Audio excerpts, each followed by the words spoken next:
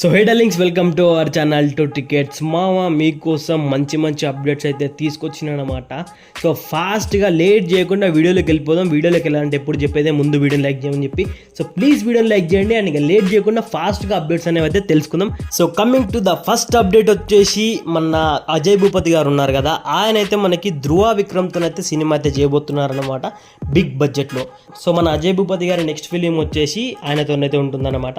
అజయ్ భూపతి గారు చాలా మంచి ఫిలిమ్స్ ఇచ్చిండబ్బా మనకి, లైక్ మంగళవారం కానీ RX-100 కానీ. సో ఒక్క మధ్యలో వచ్చిన ఒక చిన్న సినిమా అదే మహాసముద్రం అయితే కొంచెం అటు ఇటు అయింది, బట్ రెండు సినిమాలు అయితే సూపర్గా ఉంటాయి. BGM అయితే నెక్స్ట్ లెవెల్లో ఉంటుంది అనమాట మంగళవారం సినిమాలో.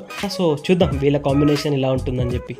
And coming to next update, game changer అనమాట. గేమ్ చేంజర్ నుంచి మనకి సెకండ్ సాంగ్ అయితే రాబోతుంది ఈ మండే. అండ్ 20th వచ్చేసి మీకు సాంగ్ ప్రోమో వస్తుంది. మండే అయితే సాంగ్ అయితే రిలీజ్ అయితే అవుతుంది అనమాట.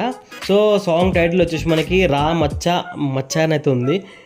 నాకు ఏదో తేడా కొడుతున్నది అబ్బా మనకి. అంటే డైరెక్ట్ తెలుగులో లిరిక్స్ రాస్తే ఓకే, బట్ తమిళ్ సాంగ్ అక్కడ వేసిన తర్వాత దాన్ని తెలుగులో రీమిక్ చేస్తేనే పెంట అనమాట. యాక్చువల్లీ సాంగ్స్ అక్కడ ఎలా ఉంటాయో మనకి తెలిసిందనమాట. మన ఒరిజినల్గా తెలుగులో రాస్తే బాగుంటుంది. సో అక్కడ నుంచి ఇక్కడికి రీమేక్ చేశారంటే అది ఎలా ఉంటుంది, రామచ పో మచ ఇంగ మచ అది మచ ఇది మచ ఇట్లుంటుంది అన్నమాట. సో ఐ హోప్ సాంగ్ అయితే రీమిక్ కాదని అనుకుంటున్నా, తెలుగు లిరిక్స్తో ఉంటే బాగుంటుంది అని చెప్పి అయితే అనుకుంటున్నాను అనమాట. చాలామంది రామ్ చరణ్ అన్న ఫ్యాన్స్ కూడా ఇదే డౌట్ ఉంది. అండ్ ఇది నేను వచ్చేసి ట్విట్టర్లో చూసిన అనమాట. చాలామంది అరే ఏంద్రా టైటిల్ ఎట్లుంది తమిళ్ సాంగ్ రీమేక్ అని చెప్పి చాలామందికి డౌట్స్ అయితే ఉన్నాయన్నమాట. సో ఐ హోప్ చూద్దాం, రీమేక్ కాకుండా ఉంటే బాగుంటుంది సాంగ్ కూడా. And coming to next update, Saripodhaa Sanivaaram. మన నాని అన్నకి రీసెంట్ బ్లాక్ బస్టర్ సరిపోదా శనివారం అనమాట. నిజంగా సినిమా అయితే బ్లాక్ బస్టర్ హిట్ అయింది. అండ్ ఎస్పెషల్లీ SJ సూర్య గారి యాక్టింగ్ అండ్ ఆయన స్క్రీన్ ప్రజెన్స్ ఉంది చూసిరా. యాక్చువల్గా చాలామంది ఏంటంటే సినిమాలకు వెళ్ళిన తర్వాత హీరోకి ఫ్యాన్ అవుతారు, కానీ ఈ సినిమా చూసిన తర్వాత చాలామంది విలన్కి అయితే ఫ్యాన్ అయిపోయారు అనమాట. అండ్ మీలో ఎంతమందికి SJ సూర్య గారి యాక్టింగ్ నచ్చిందో, ఆయన క్యారెక్టరైజేషన్ ఎలా ఉందనేది ఎంతమందికి నచ్చిందో కింద కామెంట్లో డెఫినెట్గా చెప్పండి. ఆ సినిమా వచ్చేసి మనకి రేపు అంటే 26th అయితే మనకి OTTకి అయితే రాబోతుంది అనమాట, నెట్ఫ్లిక్స్లో వచ్చేసి.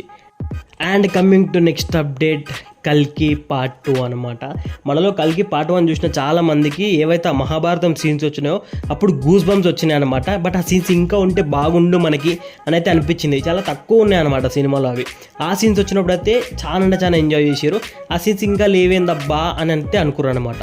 వాళ్ళ కోసం మన నాగాశ్విన్ మామ ఏం చేస్తున్నాడు అంటే పార్ట్ 2లో వచ్చేసి ఓన్లీ మహాభారతం సీన్స్ అన్నీ మీకు 30 minutes దాకా ఉండబోతున్నాయి అనమాట. ప్యూర్ గూస్ బంప్స్ అయితే రాబోతున్నాయి మనకి. సో 30 minutes ఉంటుంది.